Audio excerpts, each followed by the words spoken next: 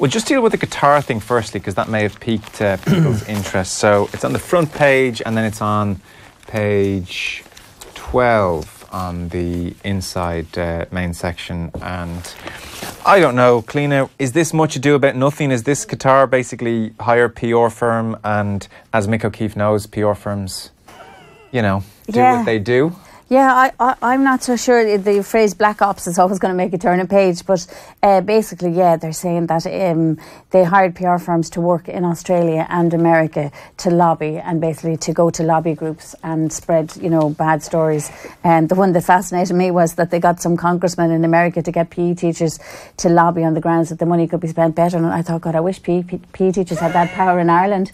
They might want to actually get something properly done. So, like PR...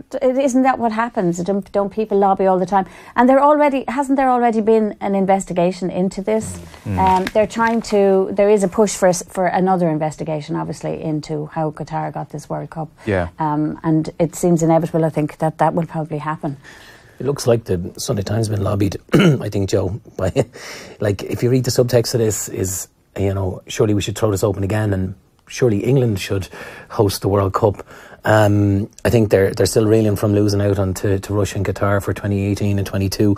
Look, there's always questions around how these bids are handled, how they're run, the ethics behind them. And I think, there has to be a serious question asked about, is there a better way of doing this, that you don't have what we've had in the past, crises of bungs, and, this stuff here is light enough. The worst crime that has been called out in this black ops is an economic report that a professor of economics was paid to produce, to say that it would cost significantly more to run in the States. He's only paid about 10 grand. Yeah, very little. If that's a bung. It doesn't seem there's been other questions raised about Qatar around their treatment of migrant workers and other stuff, which is a different conversation, and also how the bid was won. But they've already been vetted, and they've passed one report.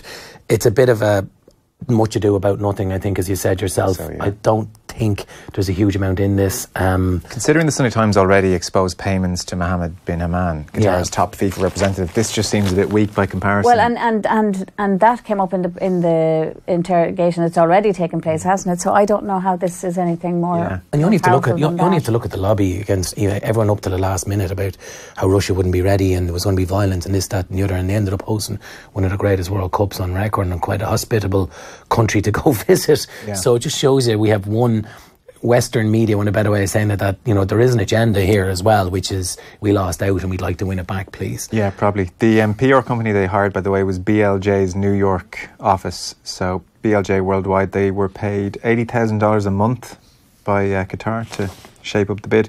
Like, they have an email from one Qatar representative, to the head of BLJ Worldwide. So, I mean, it is not harmless stuff, but it's like they recruited journalists, bloggers and high-profile figures in each market to raise questions and to promote negative aspects of their respective bids in the media. So this is in the US and Australia. They talk about dozens of articles there. They talk about, how harmless is this? We've recruited, you mentioned the PE teachers, and then also they have a group of pro-rugby students in Melbourne, Australia, who will start appearing at rugby matches with signs saying, "Hands off our rugby. No to World Cup in June." Lads are getting paid in cans of 4X. I don't know if that was going to swing it, It's hard. It's light subterfuge and espionage. Sorry, is the word I was looking for, rather than anything that's going to lose in the World Cup. There's also a huge amount of issues in that region. Obviously, you can't travel from Dubai into Qatar, and there's a whole Saudi Arabian blockade as well there. So Qatar seems to be kind of getting blackguarded a bit by its own neighbours as well. So you wonder, is there anything to do with that in the whole thing too, Yeah, on the English thing, Australia and the US were the big ones to miss out on Qatar 2022. The Sunday Times are definitely hot for this topic. And look, it's good, it's out there, but I don't think it didn't feel like it justified the front page material it was given, as if suddenly this was going to be a big expose, which might stop the World Cup happening there. It was the mention of CIA, ex-CIA agent and Black Ops makes it sound really heavy stuff, but when you read into it, it doesn't seem as heavy as they're saying. I thought someone might have been shot or kidnapped. Nothing. Absolutely nothing. Sorry to disappoint you, Joe.